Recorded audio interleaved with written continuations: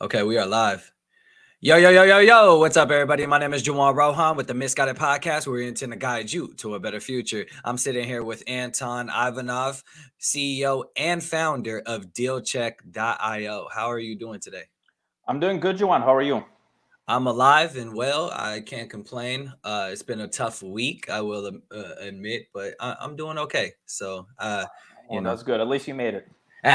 right. I made it to Saturday. Got to make Right. next week. But man, I'm honored to have you on here. I'm excited to talk and share with my listeners your journey.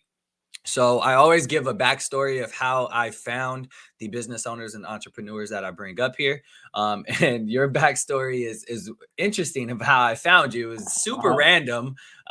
If you remember, we met on Reddit, which Yeah. is like a thing that I'm not like a huge Reddit person, but I just kept, I don't know what I was doing. I was in like a real estate thing and I would always see your name pop up. And I think I finally decided to reach out to you after the like fifth time. But before that, I believe I heard you on another podcast, and I believe that entrepreneur, that person said like you're very active on Reddit, and I just didn't believe it, and I was like, oh really? Let Yeah. me like go see it, and then no, you like respond. I posted something, Well, you we used it quite a responded. lot for marketing, actually, in the early stages of my business ventures. So, and That's I'm still that's on there amazing. probably a little too much. But yeah. That's amazing though. I think it's like it works, and it's very natural. And a Right. lot of people, um they don't turn digital marketing into like a human connection. I think Yes. the Reddit side does that well. So yeah, that was cool. Thank you for, responding and yeah. So that's Yeah. how I No problem. found. I think actually I've done some other podcasts that kind of started that way, believe it or not. The host looked me up on Reddit, or we just kind of start talking, and they're like, "Hey, yeah, I do a podcast," Nice. and I try to set some time. I have a busy schedule, but it's good to speak about the business or real estate or just talk to people. I kind of look at it as kind of giving back to the community a little bit. Yeah. Because certainly we've got a lot of help from folks and sharing about our business or using its referral marketing is a big marketing channel for us, especially nowadays. So Yeah, that's kind that's of my way of a little bit giving back, I guess. very true. Very true. Cool. Well, I'm excited to get into your story. Let's go ahead and start, man. Where are you from? Sure. So I'm originally actually was born in Russia, and then I moved to United States when I was I think it was a teenager. It was in early high school, so it was like 14, 15 years old. Okay.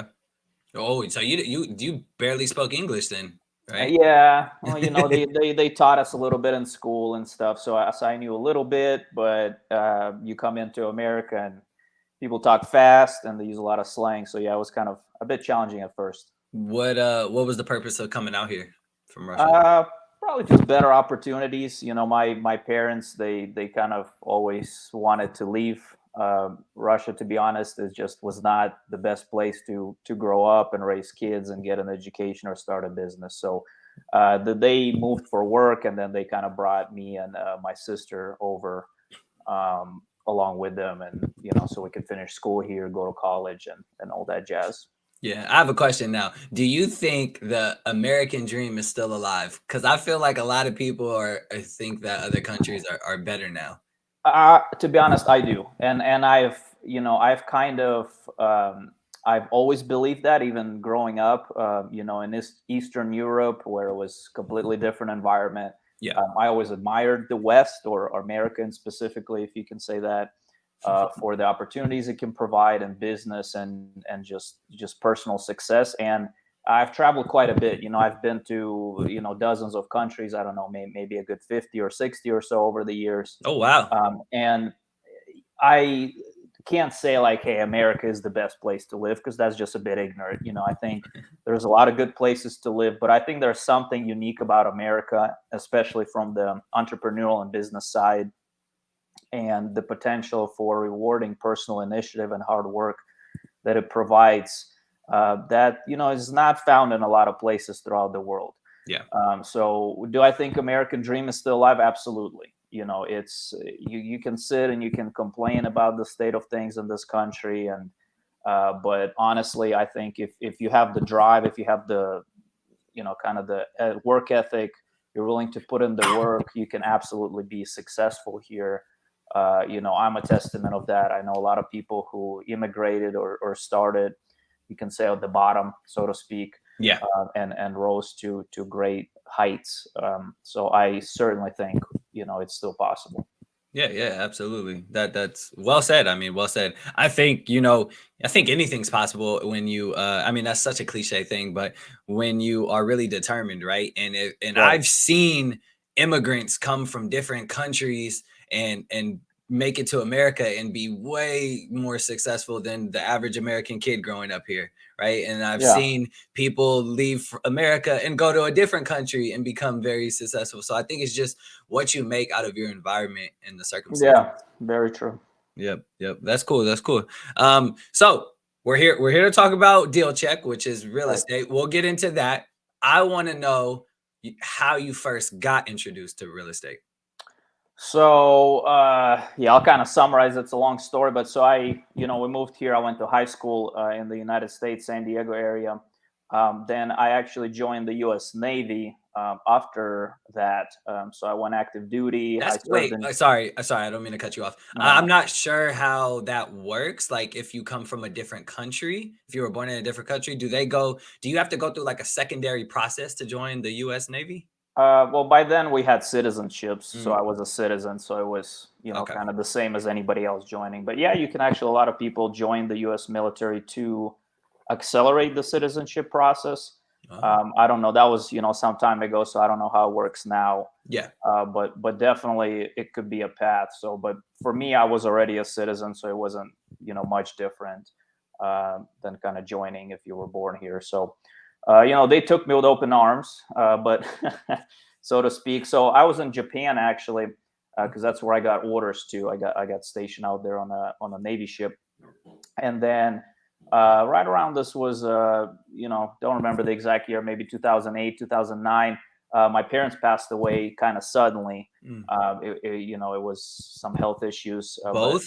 wasn't really expected. Yeah, they were kind of passed away within a few years of each other. Oh. And there was a condo that they owned in San Diego where they lived. And basically, I inherited that. And that was my first piece of real estate I ever owned. I was in my early 20s. You're like, "What is this?" Yeah, I wasn't really prepared for, it was a lot of stuff happening. Obviously, your family, death is always tragic and stuff. The emotions and all the stuff you have to deal with this. On top of it, I'm living in Japan. I'm in the military. It's kind of a rigid schedule. And then on top of all this, I have this property that I'm like, what should I do with this? I was really close to selling it because it was just a bit too much. I was like, you know what? It might be easier for me to just let it go. But I didn't. I'm kind of glad I didn't.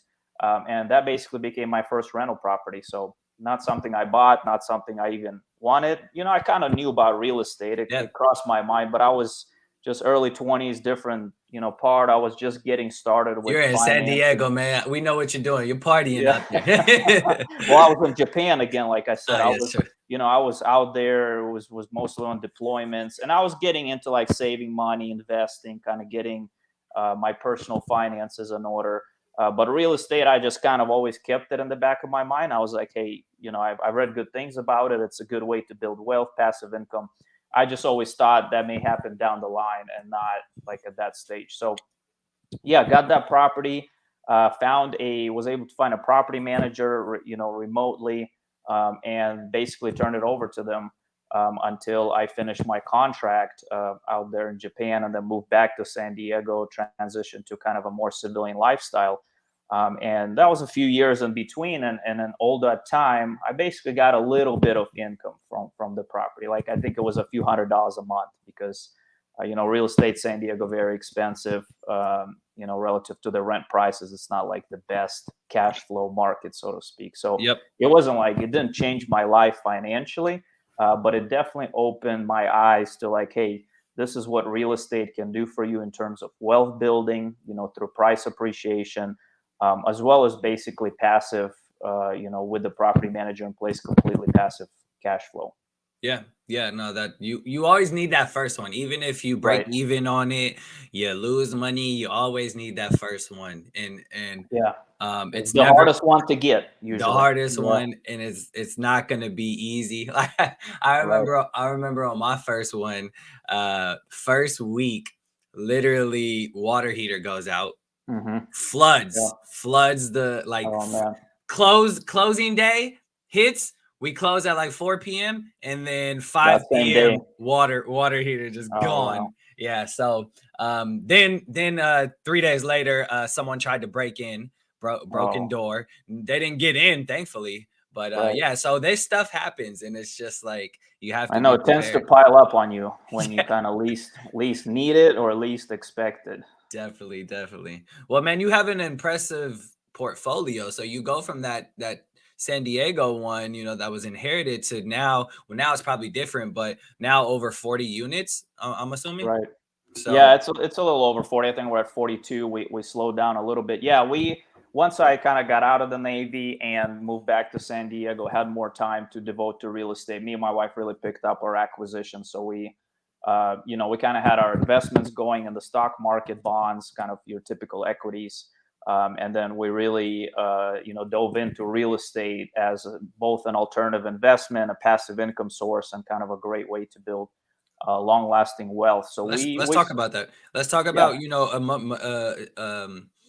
a huge thing is a lot of people stocks or real estate. So it seems like you were doing both simultaneously, right? I'm a pretty big believer in diversification, and I think everybody can start, or maybe even should start with equity, stocks, bonds. It's easy to get into. It's you can open up a brokerage account or you IRA or 401k and start investing. We just we were looking for something extra. For a while we actually own a few rate index funds, so real estate investment trust. That's a good way to get exposure to real estate. If you don't want to buy your own property, if you don't want to deal with management, you just kind of want a little bit, a certain percentage of your investments Yeah. in exposed to real estate. We decided that we want a little more. You can, if you put in the time, you put in the effort, you can obviously increase your returns, as with a lot of investments. So we decided, hey, we want to allocate a larger portion of our portfolio, our investments, to real estate. And that's kind of when we decided, let's build our portfolio. We set a goal. I think it was 50 units. That was our initial goal back then, and we kind of worked backwards from a passive cash flow number that we thought would help us retire early, and kind Okay. of divided it by how much can I reasonably expect to cash flow per unit, and we got to around 50 units. So I think we're actually at our cash flow number originally that we set. Now with just like a little over 40, just because we're getting more cash flow per unit than originally planned. But that's a good way, I think, to plan your real estate journey. And but it Definitely. is a multi kind of year. It's not a get rich quick scheme.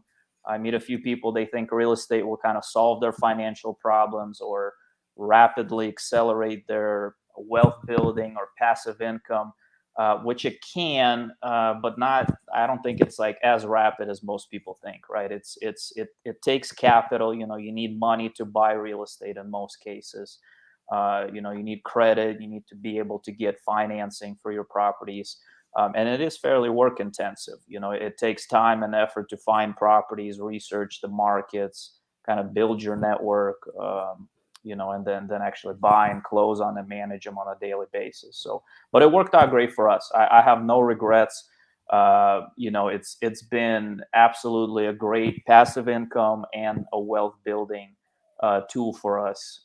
And we'll at least continue holding our portfolio. I don't know if we'll like get to More. in the next few years to like 100 units or Yeah. something. We don't have aspirations to have like That's that everyone's many. like goal on TikTok and stuff like that is like, oh, we're 100 units. If I don't get this, then I failed. And it's like, yo, No, like, I like working backwards. Like I said, I would say, you know what, you want to use real estate as like your vehicle to retire early.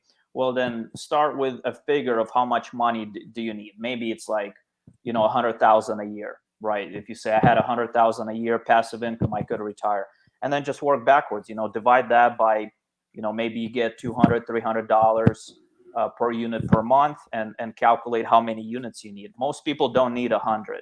To me, like over 50, you're getting into that kind of more institutional territory. It's more of a larger scale business at that point. Mm-hmm. uh, and sure, the more the better, the more income you're going to have. But I've always been kind of like a bit grounded with my goals and with my plans, in terms of well, how much do I really need? And Yeah. you got to kind of weigh like how much hassle, effort, and time it will take versus what you're really getting. Yeah. Maybe you don't need that many. Definitely. I want to talk about kind of how you even finance or financing these deals, and to Yeah. partner with your wife is such a cool thing. But before we do, is the mic right here on your Yeah, is it rubbing a little bit? yeah, when Yeah, you're moving your hands, it's like yeah, yeah. yes. No worries. Let me put it up here. No worries. Cool. All right. And then so yeah, so you to be able to partner with your wife, that's super amazing. Right. How I want to talk about this. How was it getting her on page? Like getting her on that same page, because sometimes when people go to their wives or husbands, they it's hard to get them financially on the same page. So how was that? Yeah, I mean, I'm probably not the best person to share relationship advice in, but I would say, we started talking about financing pretty early in our relationship, probably before we even got married, like once we got serious into dating. I think it's 100% essential that you're on the same page with your spouse or significant other about your plans.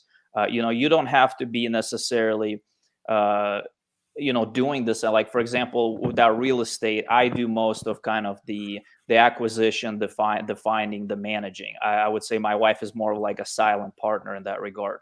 But I share everything with her. I don't do stuff behind her back. If it involves our mutual finances, our future, I want to make sure that she understands what we're doing. In case something happened to me as well, she could take it over potentially. But yeah, I think it starts with just open communication. Again, kind of cliche. Obviously, you got to talk about things. But that's it. I think financing is a very important topic. It should definitely come up in the relationship. I would say the sooner the better. Once two people are pretty serious about it. Yeah. It shouldn't be something that like, yeah, we'll kind of figure it out, or we'll talk about it later, or we do things separately. I think it should come up. You guys should, people should discuss their goals as we did. What do we want to accomplish in life? And for us both, it started with, hey, we don't want to work until we're 50 or 60 or 70. Yeah. Like that was ultimately both of the kind of like the main goal that we agreed on, where we like started. Yeah. Like we That's were it. Is 100%. find a goal and then see how you Yeah, guys can well, both that's a reach. good way to start. Before you start getting what should we do, where should we invest, what should we spend our money on? It's like, what is your main, financial goal? And Yeah. for us, we agreed on, yeah, like we don't want to work until we're, way into our, later years. And What's a mistake you made in the beginning, I guess, with maybe communication with your wife, if you don't mind sharing? That way to help people, like what's a mistake early on when you right. guys were going through this that you may have made and you look back and wish you would have, Uh, maybe communicated differently or something? Yeah, I probably took. I went like against what I just said about like not being secretive or not being, sharing with your wife. I probably did a few decisions, Like or quick. kind of, yeah, like made Mhm. quick choices myself Yeah. without really consulting her, and kind of, not because I didn't want to, but maybe I just didn't want to explain it or go into it, or didn't think she would understand us sometimes. Yeah. So Yeah. I would go and just make a choice like that. And then later on, it would come up, and she would be like, "Hey, why didn't you talk to me?" And I wouldn't have anything good to say, because a lot of times she actually gives me good feedback. Like, Yeah. I think, you think you know everything, or you think you understand the problem. Then, one of the best things you can do is try to go explain that to somebody who maybe understands less than you, Yeah. and you start uncovering things that you don't know. They ask you some question out of the blue, you're like, huh, you know what, I didn't think of that at all. Yeah. So Oh, so that's I very true. definitely learned from that. It's now, even if I don't think my wife really cares too much, or she would, she'll probably agree with me, Yeah. I will go and talk to her, explain it to her, because sometimes she just brings up things that I didn't think of, and it works out better for Wives are everybody. always right. Yeah, well, you know what they say. Yeah.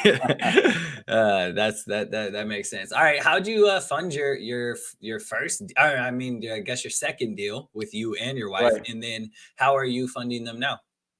So we started very slow. You know, we're at 40 some units now, but once when I got out of the Navy, we moved back to San Diego. We were only buying maybe one property a year for a while. And our very first property that we actually bought, you know, other than that condo, which I already had, was a duplex in San Diego that we did the Ooh, strategy called house hacking. love it. Yep, which is, you know, we lived in one of the units, we rented out the other, so we were able to take advantage of owner occupied financing, which for us, since we're service members, was the VA loan. You know, it's pretty much you can put zero down. Hey, you got a It's duplex on the VA. Look at that. Yep, That's we two did. big sources working in one. Yep, and you know, if you're not a prior service member, there's an FHA program, which has I think 3.5 minimum percent down payment, still very low. You know, there's additional fees and stuff like that, so you got to run the numbers, make sure they work. But yeah, so we had some savings. Um, Sorry, got to interrupt there for a second. But yeah, we had some savings, and we put that down. You know, to cover the closing costs, a little bit down payment, stuff like that. But most of it was on the VA loan, so we didn't have to put a lot of money down. Yeah. And you know, financing was straightforward. It's conventional financing. Pretty much any bank will do it. And after that, the next few properties that we bought, we saved for down payments, and they were kind of cheaper out of state properties, and we used conventional financing. I think for our first 4 or 5 properties. So these are your standard 30-year loans. You know, if you have a good source of income, and you know, we used our personal savings. And again, the properties back then weren't as expensive as they Are may you be just now. buying them turnkey, or are you burying them? What are you doing? Fixing and flip? So after the duplex, we bought a few properties. We did buy a few turnkey properties in Atlanta and Birmingham. Mm, These were kind of single family properties that were rented, you know, kind of rehabbed, rented out. It was fairly easy, you know, in terms of like learning curve and getting started for us with out of state investing. yeah. But then afterwards, we kind of started getting a bit more sophisticated, and most recently, we started investing in Kansas City, Missouri, and over there we kind of did it more traditional. We find off-market properties.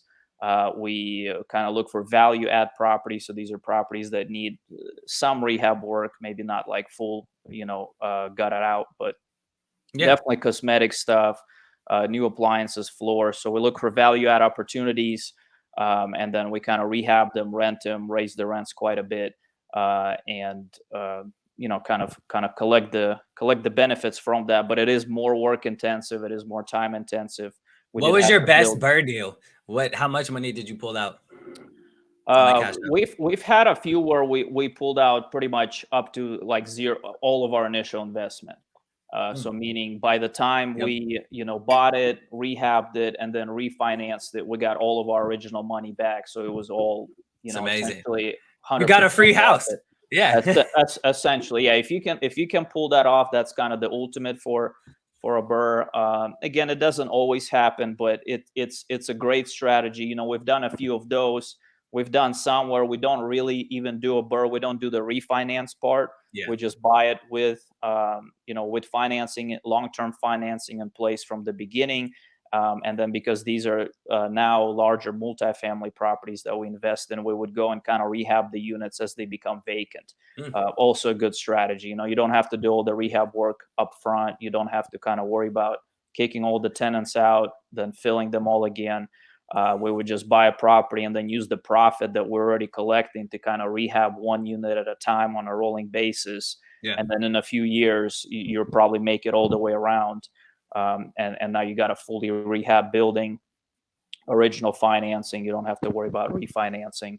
But by then, you probably would have recouped your cash as well. Yeah, So yeah, absolutely. that's what we do most recently. We switched to commercial financing now because we're basically, you know, eventually you'll kind of tap out on your conventional loans, because they look at your personal debt to income ratio. You know, there's like a cap usually of 10 per person.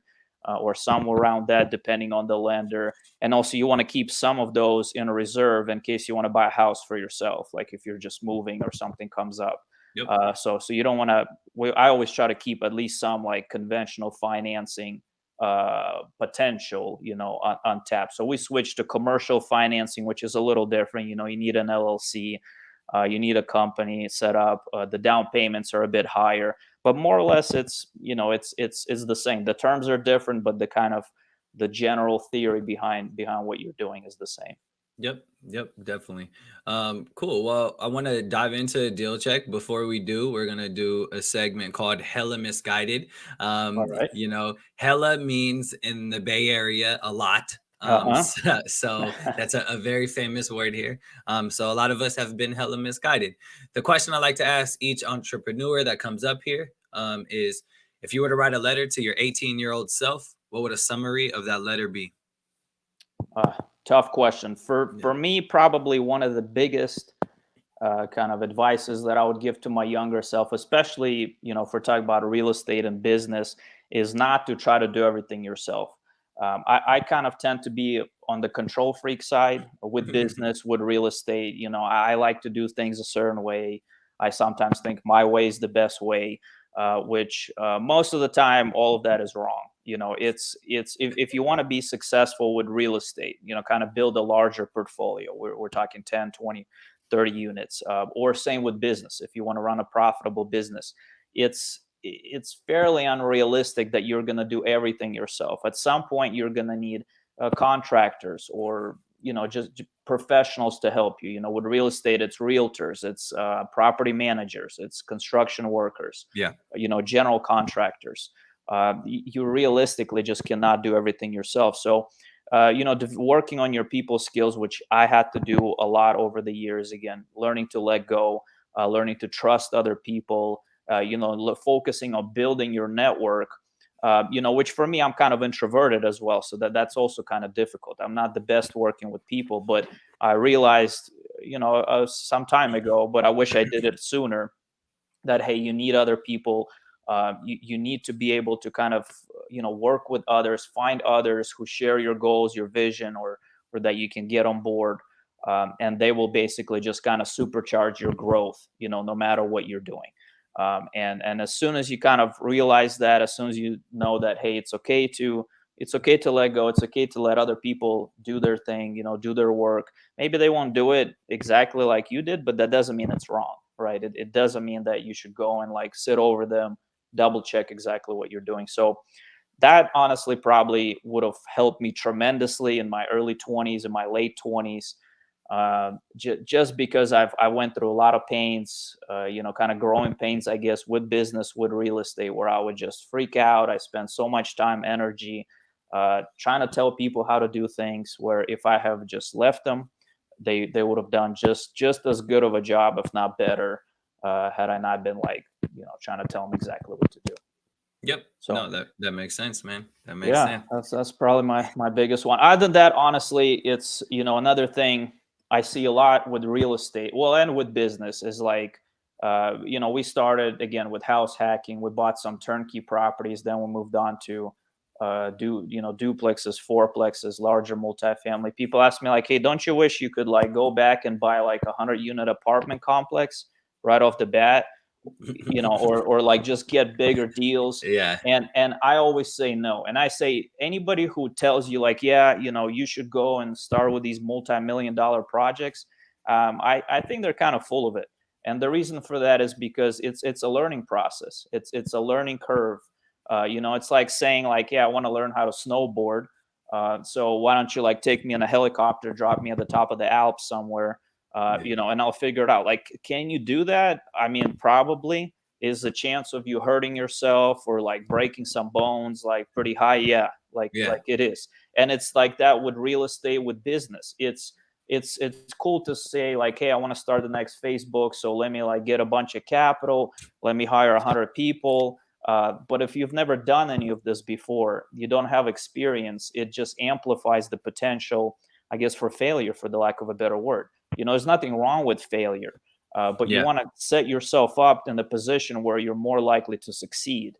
And both with real estate and business, I always think there's nothing wrong with starting small.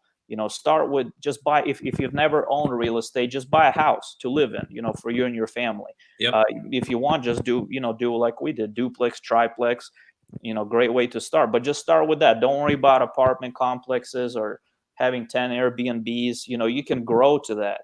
But getting your first deal through the door, learning kind of the whole cycle of real estate from buying it to renting it out, it will teach you so much more and kind of prepare you for the next step. So I always, people ask me that, do I wish I started bigger? No, I think everything we did, was not perfect. It was, some mistakes were made, obviously. But the kind of the learning curve and the ladder we followed, from smaller deals, smaller projects, less of your own money at risk, to bigger projects, bigger deals, really helped us be successful, kind of on a reasonable, time frame, as opposed to just like shoving us into some enterprise or project that we really were not prepared for. Absolutely. The best learning lesson is your experiences. It And is. so Yeah. you got to get your foot in there. So deal check. What Yeah. is it? How'd you start it? Let's talk about it. Yeah, so Deal Check, which you can learn more at dealcheck.io. It's a property analysis platform, and kind of its simplest description. And it's a tool that allows specifically real estate investors to compare, analyze, and research rental properties, flips, multifamily buildings, wholesale deals. So kind of an all-around due diligence and financial analysis platform. And how it started, so back when I was first starting with real estate, when we were buying those individual properties back in California. I was driving around a lot. I was traveling. I was on the go a lot, and I was like, "Hey, it'd be cool if I had like an app that I could use to quickly analyze properties." Because back then it was mostly Excel. A lot of people still use Excel for that, but you have Wait, to have a how, computer. how far how far are we talking back? Well, this was, I think, 2015. You So this didn't was, the bigger pockets didn't have their calculator? they had them, and Man. I used them, and I didn't like them too much, and I still don't. There were a few other apps. It was like, but they were kind of crudely built. I was just, at that point, I was a software developer. That was my job, Mm. like a daytime job. And I was like, there's got to be something a little better, like Yeah. especially on your phone. I wanted it. I'm like touring a house, looking around. I want to quickly run my numbers, Yeah. and it was more of a side project at the beginning. I probably did everything opposite of what they teach you in business school, and all of that. I had no business plan. There was no like market research. Yeah. It was literally like I saw a need that I had personally, and I was like, well, probably a few other people have the same need. So I spent, I think it was 3 or 5 months or something like that. I built the first version of Deal Check myself in my off time. It was just a mobile app back then. It was Mhm. very simple, only did rental properties, like no bells and whistles.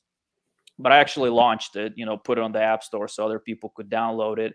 And then I send a link to like a few friends, family, like other investors that I knew, maybe like 30 people or something.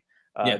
Just out of my network, and they actually were like, "Hey, this is pretty cool. I wish it did this and this and this." Like, they obviously started having feature requests and other improvements that they wanted to add, but they actually used it, and I saw like in my usage statistics that yeah, they liked it. So I continued working on it again in my off time, and it kind of slowly grew. And I again didn't have a lot of big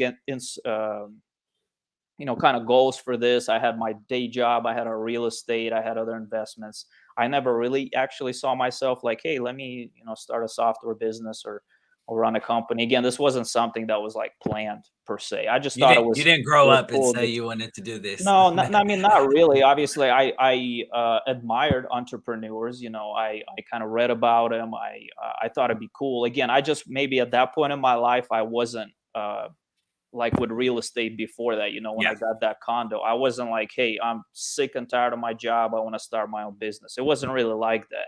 It was more like, hey, I kind of enjoy software development, I got some free time, let me work on this app. So for like probably a year to 2 years, it was just kind of slowly tricking up in users. Actually other people outside my network started using it, and I just worked on it in my off time. I continued my day job, but it started making money. It actually started making pretty serious money. I switched to a subscription model. So it was kind of monthly or yearly subscriptions. And a few years from, like 2017 or something, I had like a realization. I was like, hey, I think this is getting fairly big. I mean, I think if I dedicate more time to it, more energy, again, get some other people to help me, Yeah, this can really transition into something that's going to eclipse my day job, our real estate, and everything else. So I kind of took a little chance on it, but it was already a proven track record. And then 2017 is when we really kind of ramped up our marketing, launched a web version of it. We launched an Android version, so it was like cross-platform, and really started building out the tools of Deal Check, and it really took off from there. I mean, it went from maybe a few thousand users to like over 100,000 that's in a span of crazy. a year or something like that, right? So now we're almost at 300,000, and it quickly became probably one of the most used property analysis platforms in North America right now for this specific niche. For people who want to analyze properties. Is it Uh, bigger than BP, you think? well, it's in terms of their calculator use, I think we're close or we're beating them. Yeah. Absolutely. In terms of how many people use the Bigger Pockets platform, like in general, because they offer forums and kind of Oh no, other yeah, stuff. yeah, that's Yeah, I mean, tapped. they have quite a bit. I think actually they recently crossed like 1 million users or something, total registered users. So we're at 300,000. So we're not like too far behind. Yeah, but you But just again, started though, like yeah, so. we started recently and we only do property analysis, Yeah. right? We don't do like the other stuff. We're very net Any focused. So I've plans been to extend other? not Oh, probably too. So, well, we have other platforms. So we have dealcheck.io. It's for property analysis. We recently launched another platform called Rentcast, and that one is accessible on rentcast.io, and that focuses more on market research for rental properties, rental portfolio tracking, kind of similar to Rentometer if you've heard of that, but yep. a little better, more fleshed out. So we're expanding kind of in the software, but we're specifically focused on, with Deal Check, it's a platform for analyzing properties. And we've always committed to, not try to do a lot of things, kind of okayish, but do a very niche, kind of specific, set of tools, build a specific set of tools very well. So we're constantly, Bigger Pockets calculators. Again, I don't want to pick on them. They're a great company, and I've talked to, I think their CFO and their product manager a few times. They're actually, yeah, I probably shouldn't say this, but there's some cross synergy there potentially in the future for us to work together. But uh, they focus on a lot of different aspects of real estate, Yeah, and we well, have a very they have multiple different things that when you go to their site, you are just a property Yeah, calculator. they do. And again, with that, I would argue they do more things than we do, but do they do them better? I would say no. I Yeah. think we do property analysis extremely well because we focused on that from the get-go. We release new features every couple of months. I don't know if their calculators have changed for the last 5 years that I Yeah. that I kind Your of looked at them every now and your then. guys' calculator is easy to use. Right. When I signed up and did it, I downloaded the app, which I want to talk about, how creating an app. Yep. But it was just super simplified. I mean, it was just easy to type in the numbers to understand. I think even if you would say like something and then you would have like a question mark of what it Right. means, Yep. right? And I think that was very helpful because there were I mean, I've been in real estate for a while, and I mean, I'm a realtor. And there's some things I was like, wait, what does that mean? You know what I Yeah, mean? yeah. No, we So focused on building kind of a workflow that works, that's quick to use, that you can start on yeah, your phone. You download the Deal Check app, you're out there driving around, or you're a realtor working with investor clients. You plug the numbers, you come back to your computer later, open up the website, kind of continue where download you it. left off. Yeah, yeah. Yeah. It's That again, was we've what I liked was downloading, being able to download like a sheet to where right. you can take it with you, give it to your clients. Like that was amazing. And Yeah, it was like nice. So good job with that. How is it being like like a business owner now? Like you pretty much essentially have 300,000 plus clients now. Like how is that? yeah. I mean, it's a different ball game. And again, it I would reiterate what I said earlier about having other people help you. It's you can't do everything yourself. So Yeah. when you get a lot of clients, you have customer support and helping people on board and marketing. and kind of outreach and customer retention. So obviously, a big shout out goes to our team, which is small. We've kept our team very small, How big's your but team? we're at 6 people right now. 6 people. Six Nice. full-time kind of employees. We do use other contractors for various tasks that are kind of one-offs, or but full-time, it's been always very small. But the folks that we have, that they're great, and they work hard, so a lot of the success of the company goes to them. Yeah. My job at this point is more kind of, as the CEO, is, Delegation. yeah, it's kind of steering the company to where you want it to go. It's making larger decisions. It's empowering your employees to do the best job that they can. And kind of you're like the captain of the ship, right? At this point, you start in a little rowboat. Like when Hmm. you're first doing a business, you're rowing. Like there's a leak, you go in and patch it.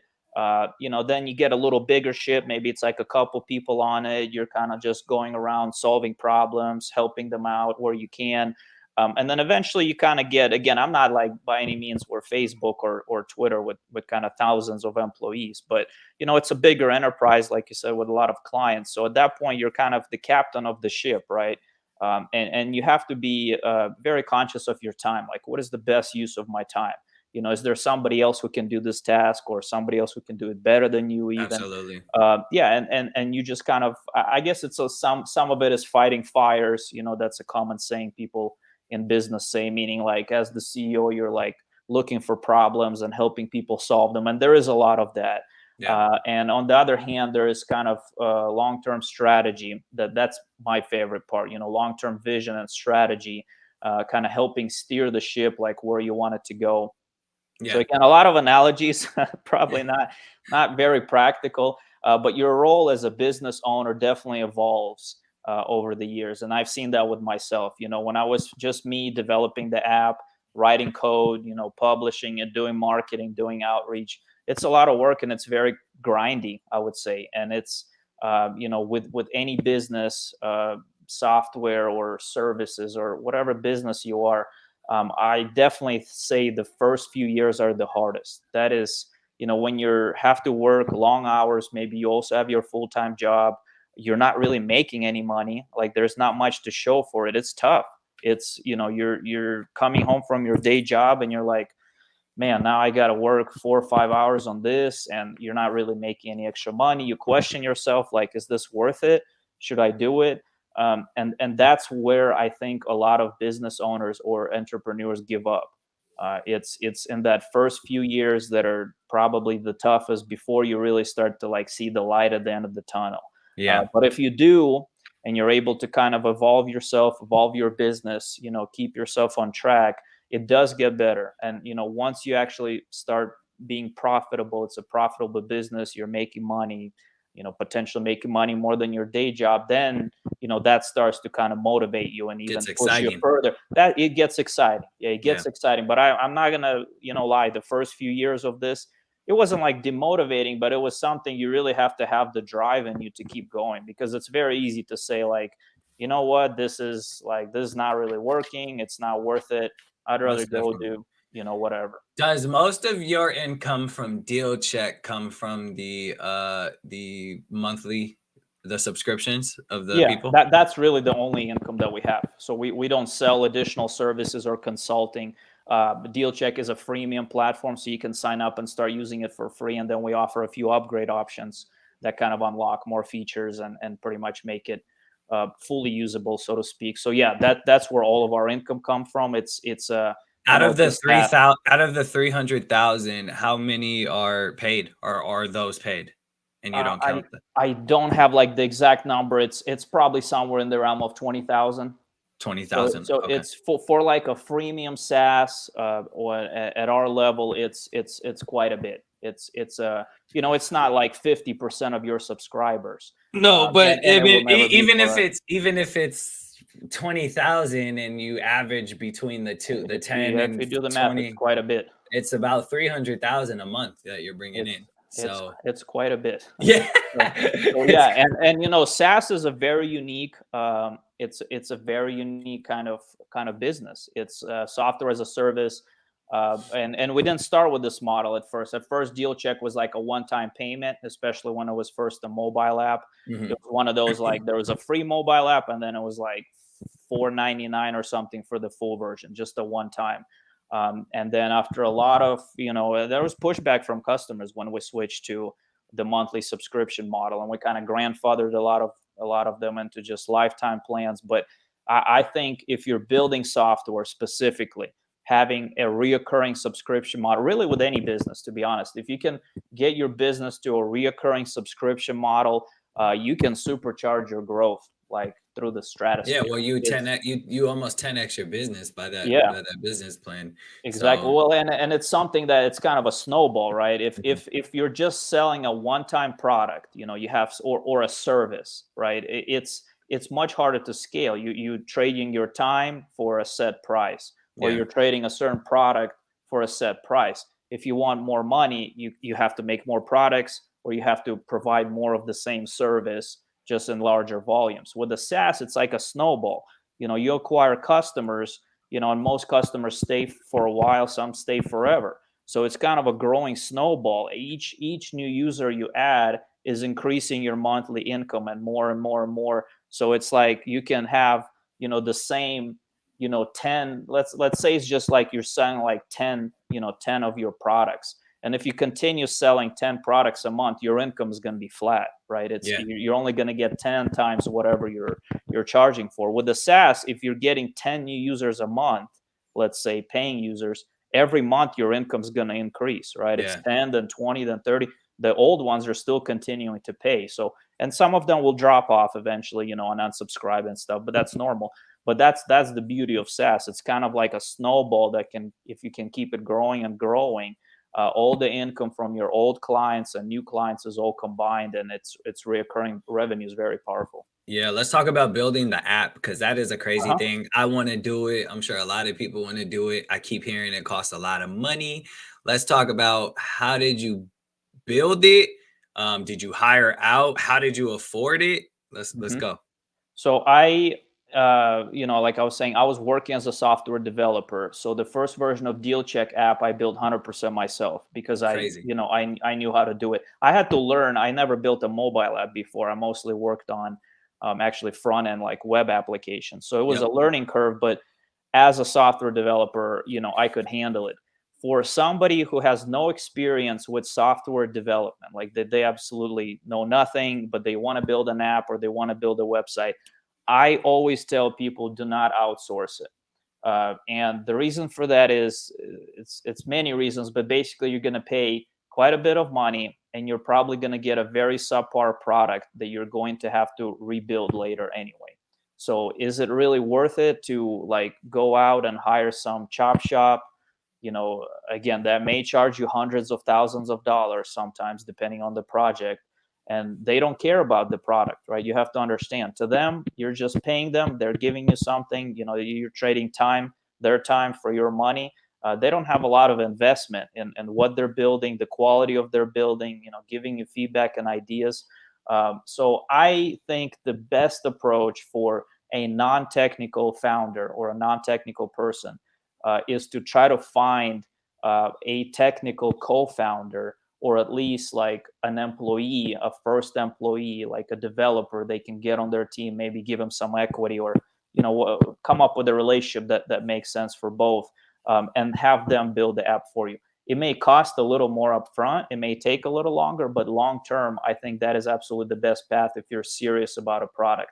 I have never met a business like a successful like business owner or a CEO where their product was outsourced, and that was like that throughout their whole years. Like maybe some start like that, but again, eventually you have to bring in development in house, you have to rebuild the product, Well, and here's the that can thing be with that very is that costly. like you said, you go hire somebody and then you don't know anything about it. You don't know Right. how to change it. So guess what? You got to go hire somebody else, right? And Right. so it's almost like a snowballing cycle. So if you have someone on your team or you know how to do it, Yeah. at least you can go and make those decisions. That's why I never hire someone without understanding what they did. So let's Yeah, say, if you can't which, review their work, yeah, it's, it's then pointless. I just you're wasted right. money. I like Exactly. so I always, I mean, I build my own websites, but let's say I needed to build a website. I'm gonna hire that person, but I'm gonna have them walk me through every Right. step they did. Okay, well, what if I want to change this? How do I do that? Boom.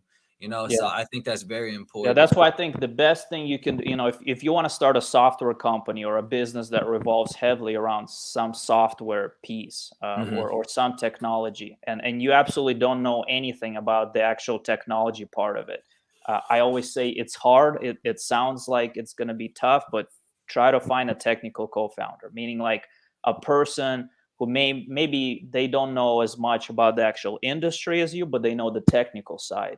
Most And definitely. that can be a good synergy where, if it's two people, one knows the industry well, understands the problem that you're trying to solve, the other person understands the technology that is solving that problem. They can, like you said, review the code, review the products, even if other developers are outsourced. That is setting yourself up for much more success. If it's just you don't know anything about code or software, and you're spending a lot of money, they're giving you some product, you don't know really what's behind the scenes. Even if you can kind of visually look at it, yeah, this app works. Again, the code base, maybe it's not scalable, it's written bad, you might have to rewrite it later. You just don't know because you can't review it yourself. So yeah, Absolutely. it's a tough spot, but if I think it's just setting yourself up for much more success if you can have somebody on your team who can do the technical part or at least review it. Great. Before we wrap up the episode, I like to do these quick hitters, which All is right. quick questions, quick answers. So answers got to be like one sentence, maybe two. Okay. Okay. Are you ready? I'm ready. All right. You gonna time me? Nah, nah, Okay. nah. You got the buzzer beater. Yeah. All right, ready? How do I determine value of an investment property? Run it through dealcheck.io. It'll tell you exactly what it's Ooh, look worth at or the not. plug. Dang, that was good. I'm sorry. No, normally I'm supposed to go to the next question, but that was good. All right. How do I determine the best real estate strategy for me? Look at your goals and your risk tolerance, and pick something that you're comfortable with. What should you look for during a property tour? I would say go with an inspector, and shadow them when they do a full inspection of the property. Can I invest with no money and how? You can. There's creative strategies you can use, but I would say it's better to have at least some capital before investing in real estate. Bingo. Cool, cool. Thank you. I'm very shocked by that first hand. That was good. That was good. It's like I mean, you're honestly, media it's trained. it's what we built it for. Like Yeah. it's it dealcheck.io, again. Start for free or get the mobile app. It will walk you through your Yeah. first property analysis and teach you along the way. Like you said, there's little help question mark icons. You can click on all of them. It's again, it's a plug. It's my business, obviously. But if somebody came to me and said, "Hey, I'm trying to learn how to analyze investment properties," go run a few properties through that website, and it'll actually teach you how to do it. Yeah, most definitely. Cool. Well, I want to wrap up the episode. How I like to do that is with a segment called Guided Conclusions, where I ask you a question that we haven't talked about previously to this recording. That question could Okay. be anything. It could be funny, sad, it could make you cry. Are you ready? Well, let's do it. All right. Would you rather sing or dance in front of your coworkers? That's a tough one, but Yeah. probably dance. My singing is absolutely terrible. Yeah. All right. How's your dancing though? It's also You, terrible, wait, but but less so than singing. do you have a one dance move that you just go to, that's your go-to? Yeah, probably like some like two step with a Yeah, yeah, little, yeah. just like that, and then You just and keep just it and cool. You just just and just hope they don't notice. Yeah, yeah. hope the song doesn't change. Yeah, I love it. You do it to any song, the slow song, the yeah. fast Hey, song. I love it, man. Well, just thank you. change the pace. Yeah. Thank you. Thank you for coming up here. It's been a pleasure. Go ahead and plug everything. Where can people find you? Sure. So again, you guys want to check out DealCheck, just go to dealcheck.io or download the DealCheck mobile app. That's specifically for analyzing rental properties, flips, multifamily commercial buildings. You can start for free. And then we have a newer platform. It's called Rentcast. So that rentcast.io, that one is if you're specifically a rental property investor, you need to estimate rents for your properties, do some market research, and then track your rental properties, to help you kind of optimize their rents. You can start with that one for free. And then as far as contacting me, I always give my email is just Anton@dealcheck.io, Anton @dealcheck.io. I get a lot of emails, but I usually get to them all. So if you have questions about our platforms or my journey or real estate, you're always welcome to email me directly. Nice. I don't think you dropped your social media. Are you active on social media? Not too much. I mean, we have Deal Check is on Facebook, on Twitter, same with Rentcast. So I do write a little bit for our blog.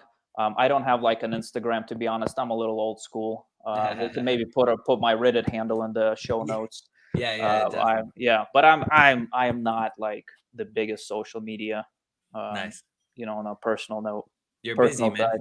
Yeah. Yeah. All right, cool. Well, I appreciate you coming up here, Anton. It's been a pleasure. Make sure you guys like, subscribe, comment, and check his stuff out. It's really cool, actually. It's super easy to use. I definitely will be using it moving forward. I think I have right now 3 saved properties. On the free plan, you can have up to 15 saved properties. So if you're a beginner out there, this is perfect for you. And so, yeah, you guys heard it here. This is the Misguided Podcast, where we intend to guide you to a better future. Again, my name is Juwan, sitting here with Anton from dealcheck.io. See you on the other side. Thank you.